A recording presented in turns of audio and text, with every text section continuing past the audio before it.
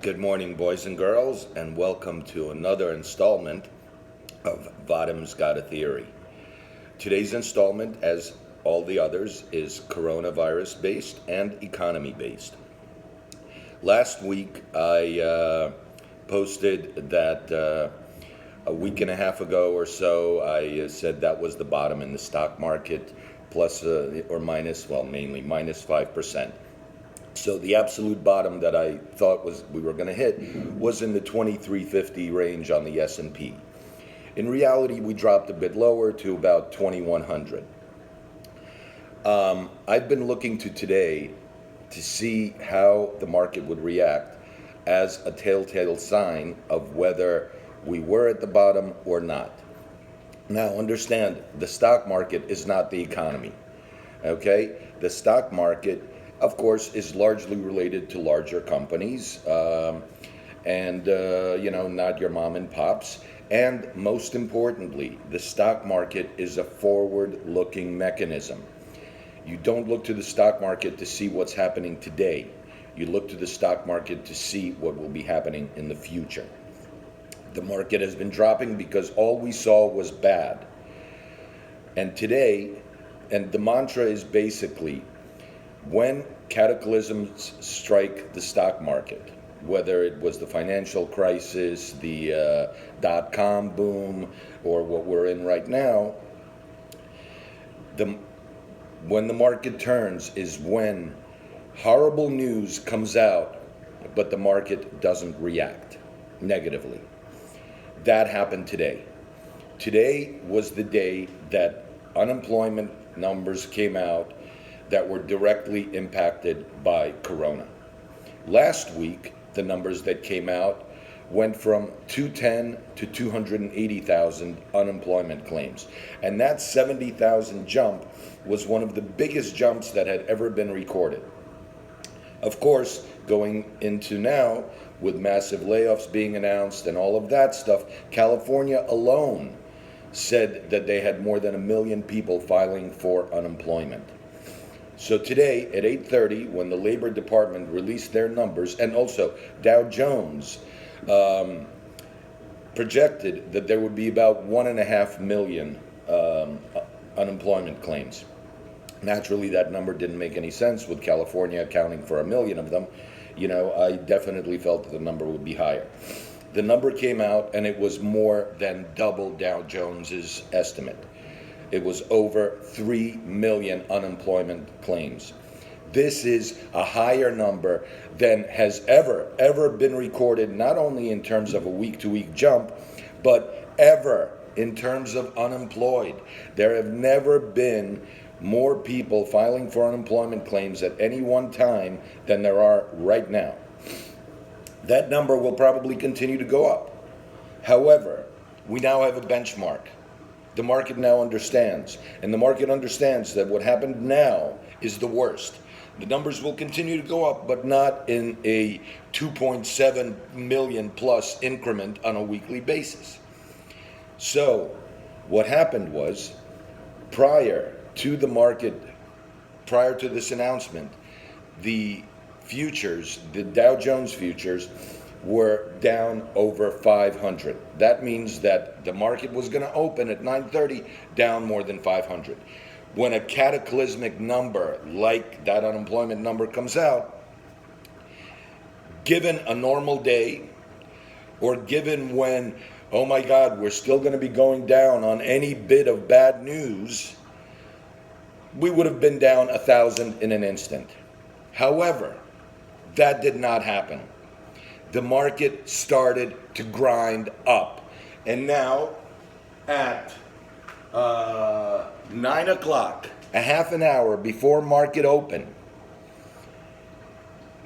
it's 75 points down.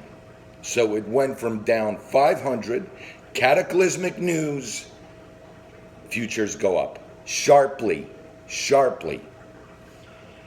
What does that say?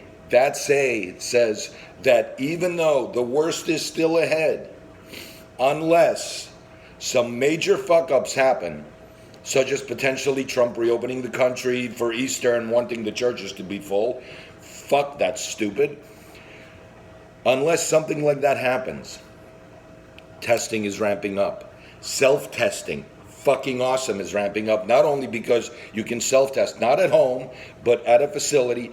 That now decreases greatly the number of PPE items that people who are running tests have to do, because they no longer have to come to you.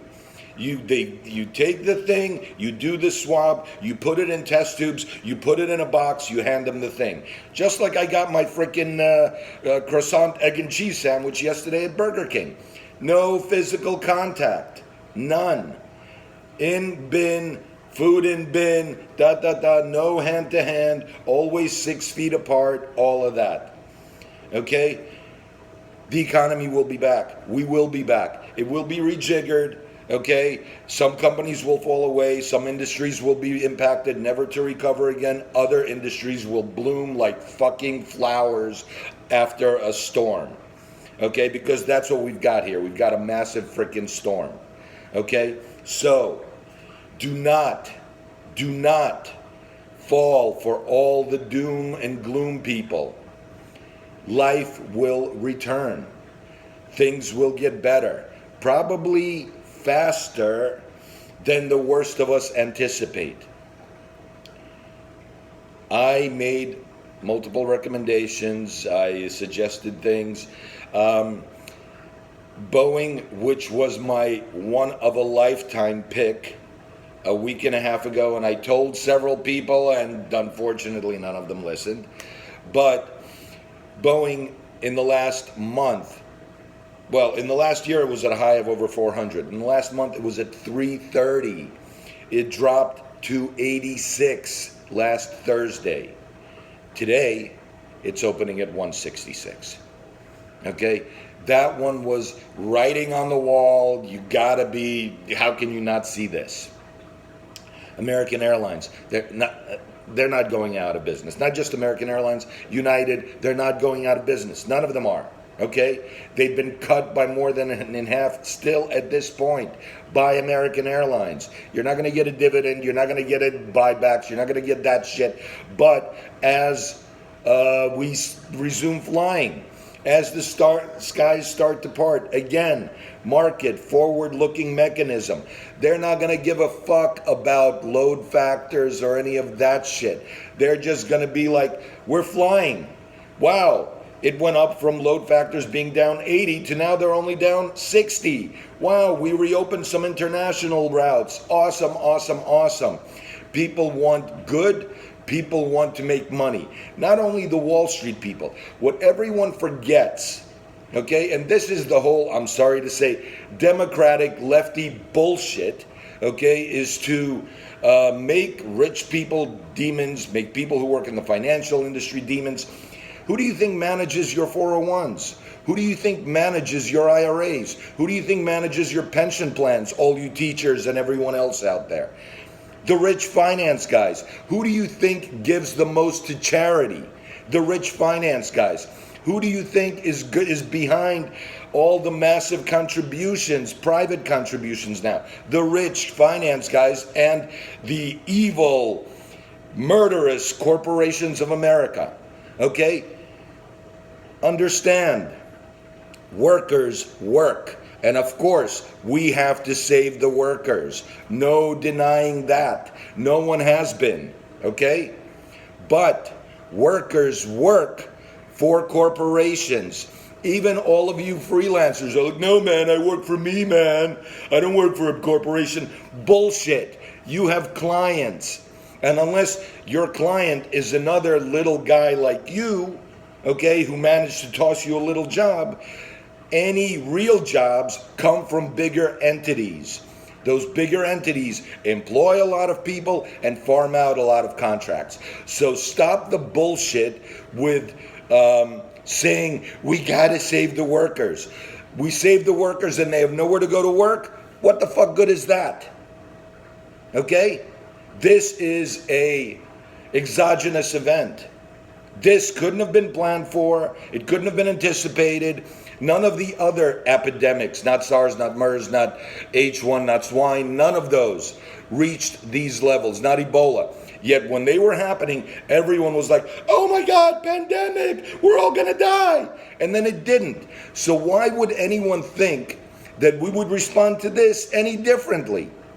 We've had multiple examples. We've seen things. And yes, there were certain triggers about this that made it seem a little different. But when you have so many precursors that are in the same group, even in the same virus family, and you see how they turned out, you say, okay, well, maybe we don't have to freaking run around with our hair on fire. This, unfortunately, was one of the instances where our hair was on fire. Anyway, if you've got any money, okay, the market has made a substantial move in the last 2 days. It's up, 12, 15%. But, okay, as I like to say, even though I made back 30% of my money in the last 2 days, I still have to go up about 70% from here to make back the money that I lost in the last month. On paper, as I have not been selling at all. I have been buying. I started buying on February 28th, which was a little early, but again, I just used what I knew, historical, blah, blah, blah, and I didn't think it was going to go much further. And I've been buying consistently on the way down. I even bought yesterday, added to positions yesterday. I encourage you to go out there and buy. Do not buy drug companies. Do not buy grocery stores, okay? They've had their run for the most part. Technology, semiconductors, banks, industrials, airlines, and yes, you can still buy Boeing, even at 166, because God knows I started buying it in the 300s when it started dropping. Okay, so most of my Boeing position is well underwater, but because of how I buy and what I buy, I don't buy stocks, I buy options. I will make my money much faster than on this kind of a rebound than, if I own stocks. Anyway, this is an opportunity of a lifetime. If you would have listened a couple of days ago, you would be a very happy camper at this point. But it is still an opportunity of a lifetime. We have seen the bottom. No quotas here. No plus minus 5%. The 2100 we saw a week or whenever the hell it was ago on the S&P is the low. Okay? Go in, start buying.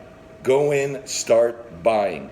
If you have any questions or whatever, feel free to direct message me, call me, post it on the bottom, do whatever the hell you want. But go out there, dip your toe in the water. You probably won't be sorry. Past performance is no indication of future performance. Have a great day, guys. Love you all, and we'll all be better down the road.